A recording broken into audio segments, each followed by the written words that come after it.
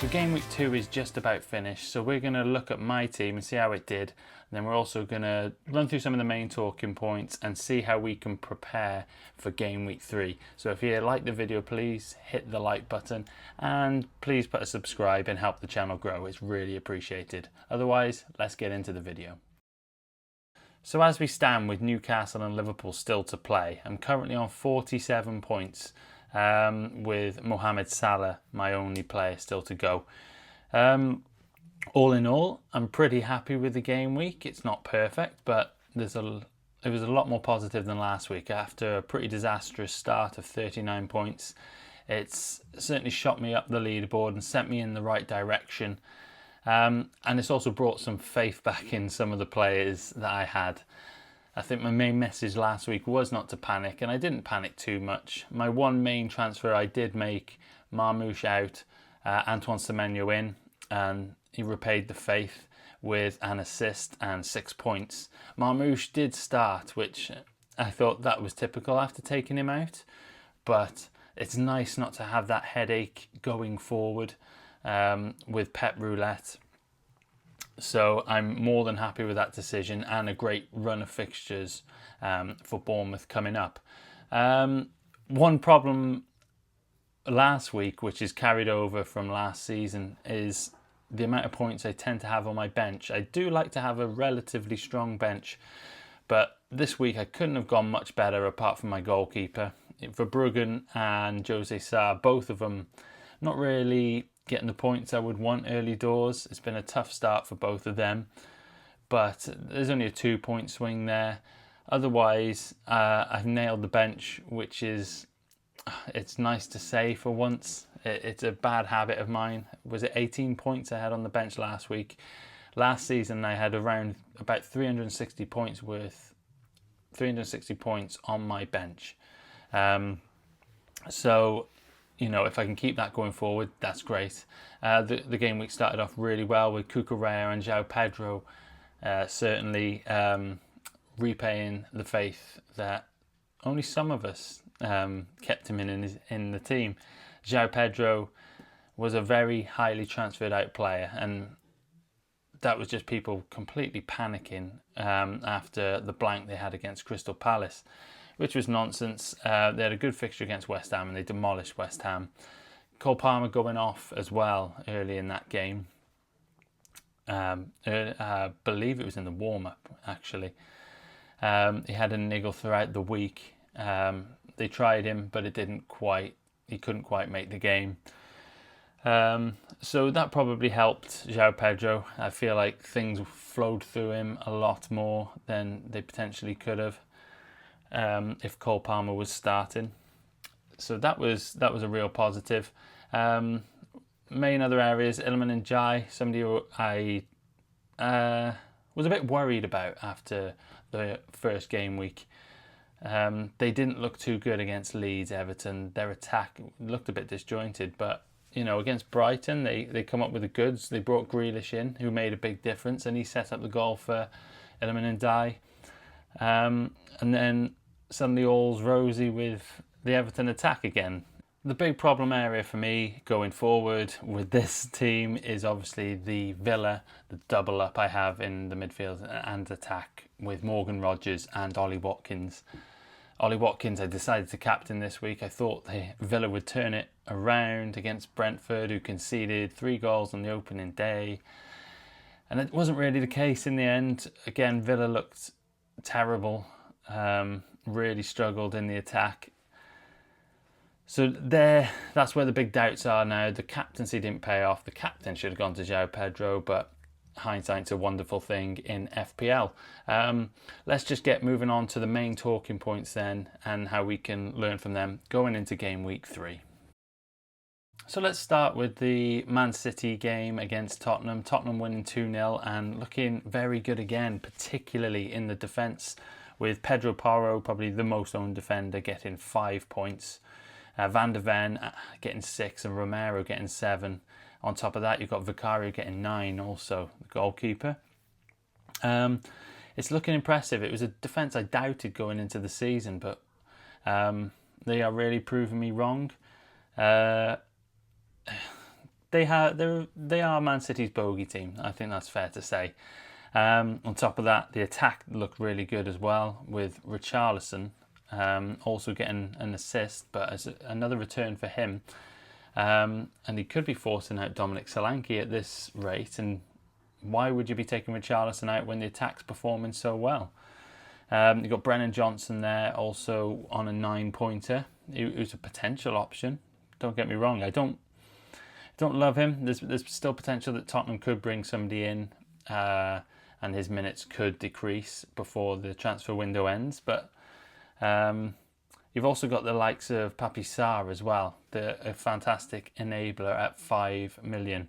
His expected goal involvements weren't brilliant during this City game, but I don't think they ever were, with it being away at the Etihad. I think it's always going to be a tough game in general for any team, even if Tottenham generally do well there. On the flip side, we've got Manchester City and Brian Aït-Nouri going off with an injury as well. That could be something that needs looking at now. A 6.1 million defender. He has just bumped up in price, so maybe the urgency isn't there to get rid of him, because even if people do start to transfer him out, if you feel he's going to come back soon, or if we get some more news that he's going to come back soon, you can actually, if you've just gotten before that £6.1 million price, the 0.1 price rise, you can afford it for that little drop to come back down to 6 million before you make that decision. Like I talked about before, Chelsea were fantastic against West Ham, even with the Cole Palmer injury, and João Pedro, his haul with the 15 points, and proving all those managers wrong that decided to transfer him out before a very tasty West Ham fixture, let's be honest. A lot of panic selling there. And then you've also got like Cucurella as well, who got the assist. You've got Chalobah, who chipped in with a goal himself. And then, again, flip side, West Ham. They are a real problem, but I will talk about them a bit later on. Arsenal defence and the mega returns. It was incredible, really, the points that not just Jurriën Timber got, but also who Calafiori got. He's had back-to-back 13-pointers now, Calafiori, which is just remarkable. Everybody's going for, and rightly so at the start of the season, Saliba or Gabriel, because of their goal threat, and guaranteed they're going to start, and there's going to be no rotation there. The fullbacks, however, Jurriën Timber, he can always get swapped out with Ben White, and you're right to stay away from him at the start of the season. But Calafiori as well, Lewis Skelly, that rotation on the left. But they're proving us a bit wrong here, and I can't imagine there's too many people owning these two guys out there, but it was an incredible haul from them. 24, 13 points respectively. But I don't think they're players that we really want to be looking at going forward. I don't think somebody like Timber's going to replicate that anytime soon. And it's an incredibly difficult run of fixtures in the next 4 games for Arsenal. Obviously, if you've got these sort of players, mainly Gabriel and Saliba as well, you hold them. But yeah, you have to be holding these players even through the difficult fixtures. They proved that they can get a clean sheet against anybody, so you would be right to do so. Other big news from that game: Bukayo Saka going off injured. Not particularly high owned, but I can imagine a few people did bring him in or had him at the start with a view to captain him in this game. It wasn't a complete disaster. He got his goal. It was a return, so that would have doubled your points quite nicely there. Those of you, though, who took a risk on Gyökeres and captained him, that's a real well done. He's off the mark with 2 goals, one being a penalty. And now he looks like a real option going forward. Again, probably not somebody I'd rush to bring in because of the fixtures coming up in the next 4 weeks. it's Anfield away next, and then, you know, he can score. He certainly can score, but there's other options, I think. Or maybe just roll the transfer and wait to get a bit more information again just before the international break. After that, we've got the Everton-Brighton game, and the big things from that for me, like I said before, Iliman Ndiaye and Grealish both shine.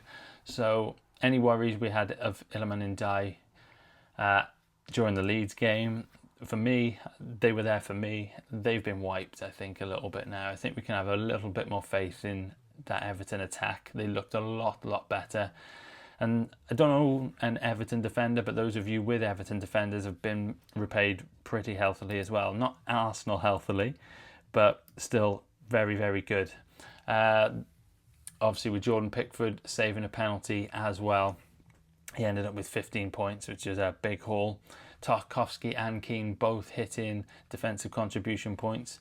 Tarkowski back-to-back games, he's done that, and warranting that 5.5 million price tag. Those of you who went with him, well done.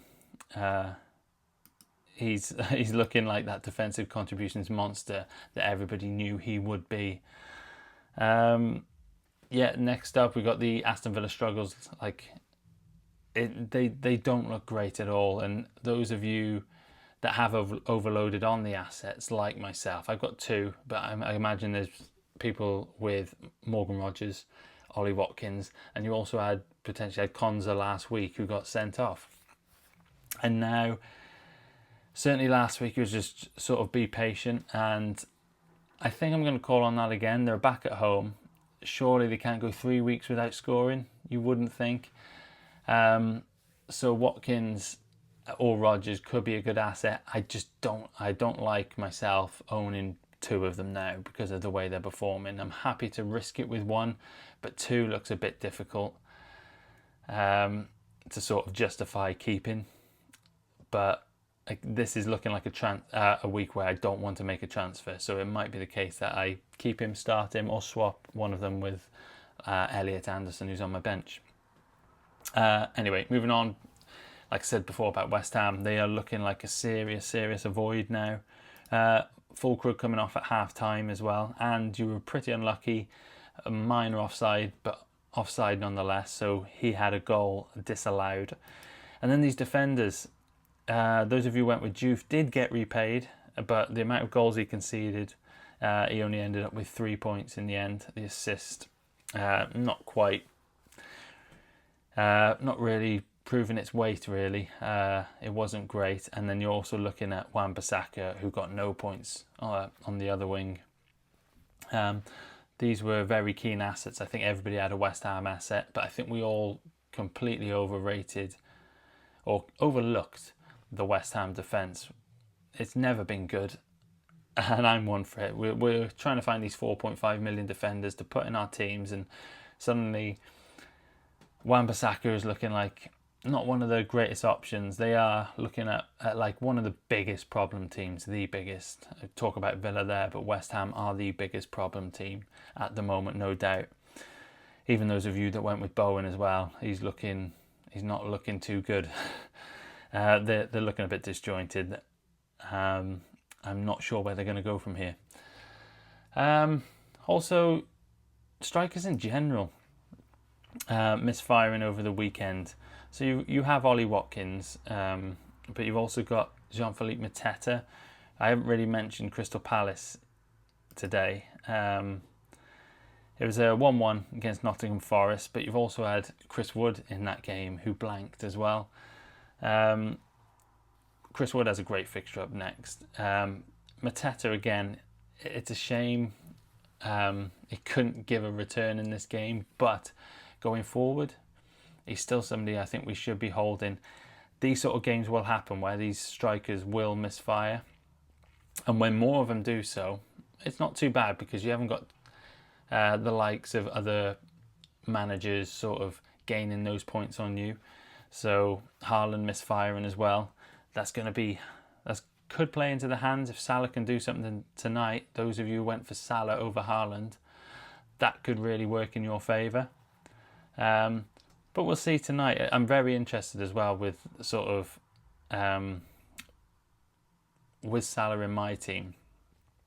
I didn't captain him, so those people with it's normally big trouble if you don't captain Salah going into a game week, and then your risky captain doesn't pay off.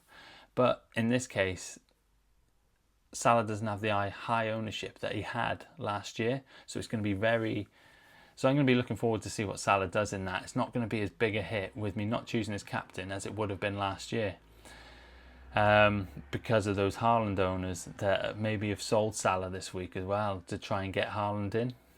So that's going to be pretty positive, hopefully, tonight. Semenyo, like I said, brought him in. He's repaid the faith of all those managers that brought him. He was him and Reinders, highly owned, or highly transferred in as well.